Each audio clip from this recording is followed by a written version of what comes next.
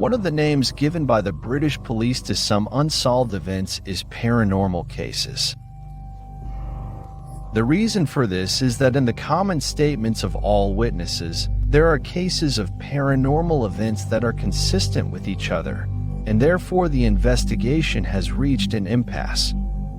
A seal named Unsolved Paranormal Case is stamped on the closed case file.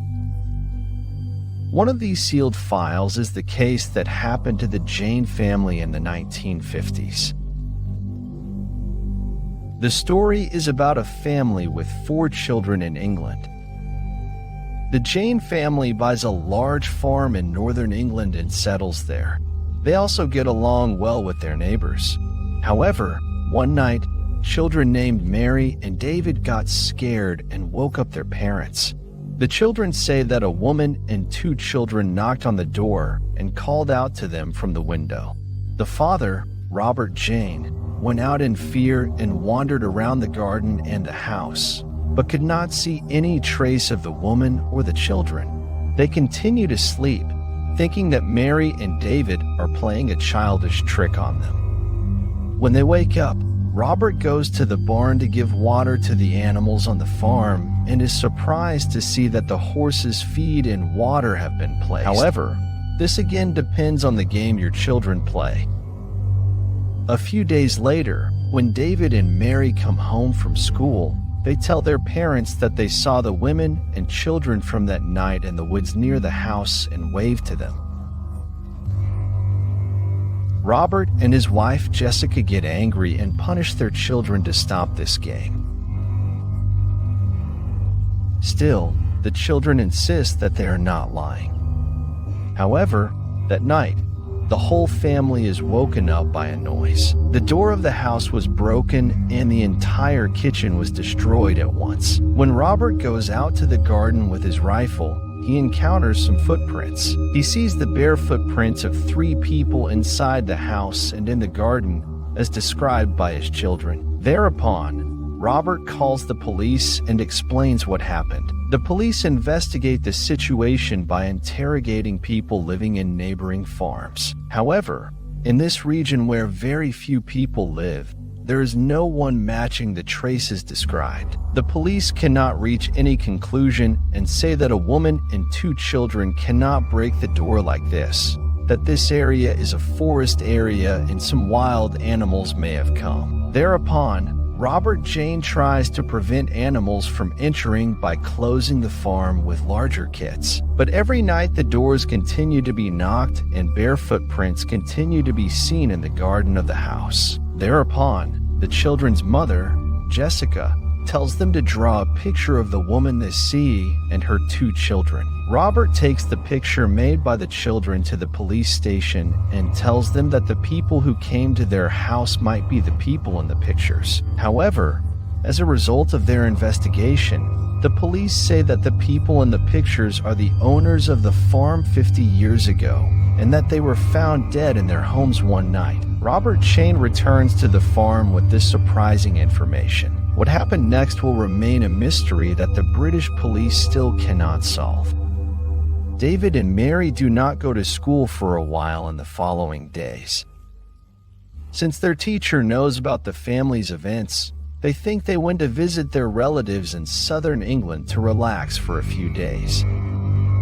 However, a few days pass and the children are still missing.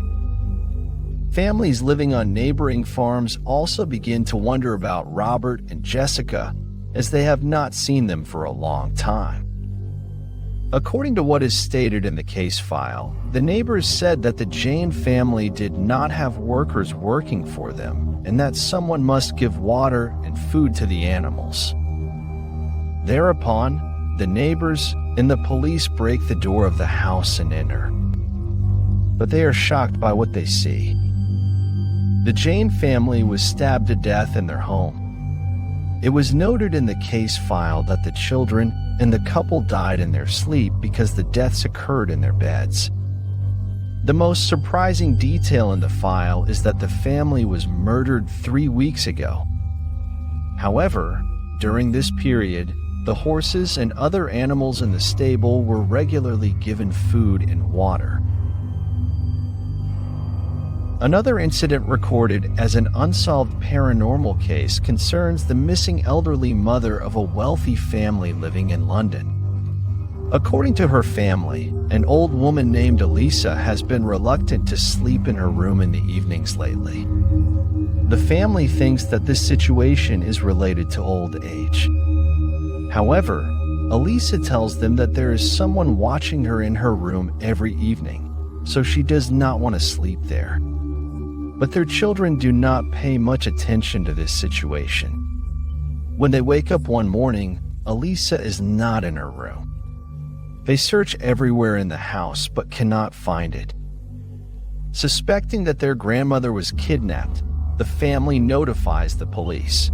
The police examine the surrounding camera records.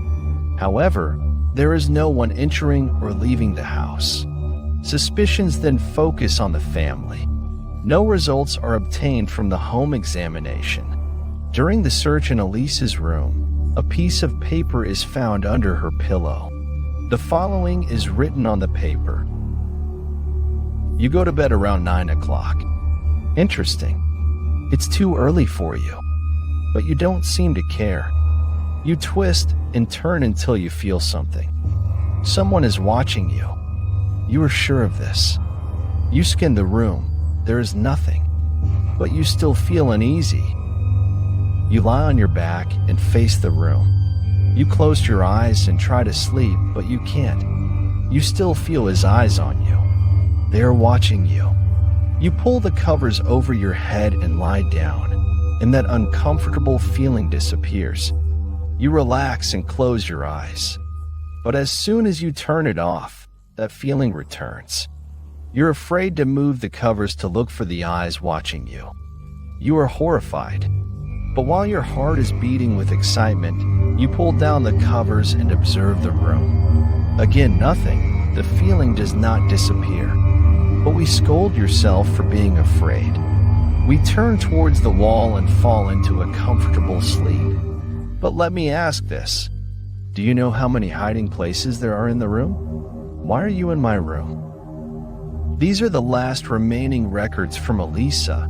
She is never heard from again, and the incident is shelved as an unsolved paranormal case. In this case, I am quoting what a police officer working in the Missing Persons Search Office in England wrote in his own memoirs, which he published as a book in the 70s. I had a good record of finding missing people. Since this area was forested, those who got lost would either get lost or get stuck on a medium-sized rock and could not find their way back. But I have encountered a few situations where this did not happen, and these events caused me quite a bit of trouble. The first was a boy who went for a walk in the woods with his family. He and his sister disappeared at the same time. Their parents had lost sight of the children for a few seconds, and by then they were lost. When their families could not find them, they informed us and we came to help. We found the girl quickly, and when she asked where her brother was, he told us that he had been taken by the bear man. He gave him a blackberry and told him to be quiet and that he would play a little with his brother. The last time he saw his brother, they walked away with the bear playing on the man's shoulders. Of course, our first thought was kidnapping, but we found no other traces of humans in that area. The little girl insisted that the bear man was not a normal person. He was very tall and his face was covered with hair, just like a bear, and he had a strange face. We searched that area for weeks. It was one of the longest assignments I've ever been on, but we couldn't find any trace of that child. The other incident involved a young woman who went for a walk with her mother and grandfather. According to her mother, the young girl climbed a tree to get a better view of the forest and did not come down from the tree. Her family waited for the young girl at the foot of the tree for hours, called out to her, and then asked us for help. We scanned the aura again, but there was no trace of the young girl. We had no idea where he might have gone, because neither his mother nor his grandfather had seen him come down from the tree. When we returned to the police station, no one was even talking about it. as if this incident had not happened and the young girl had not disappeared. When I asked my friends why, they didn't say anything. According to what I learned from my superiors, this situation happens frequently in this forest area. Police officers were afraid to talk because they didn't know why. The missing person that gave me the most chills was a search and rescue operation we embarked on with the forest guards. We went with the forest guards because we had received reports that bears were seen in that area. We were looking for someone who was supposed to return from a climbing trip but didn't, even though it was too late. And we had to do some serious climbing to get to where we thought he was lost. We found him with a broken leg and a small crack. It wasn't a pretty sight, and since he had been there for almost 2 days, his leg had become seriously infected. According to what I heard from one of our employees, the injured person was psychologically exhausted. He was talking about how well his climb went, and when he reached the top he met a man. The man had no climbing equipment and was wearing a coat and ski pants. He approached the man. When the man turned to him, he saw that one side of his face was missing. Instead of his face, there was only an empty space. He tried to get down from the mountain quickly out of fear. That's why it fell. From the crevice he fell into, he heard the screams of the faceless man all night long. Those muffled screams. I was really scared when I heard this, and I was thankful that I wasn't the one who heard those screams.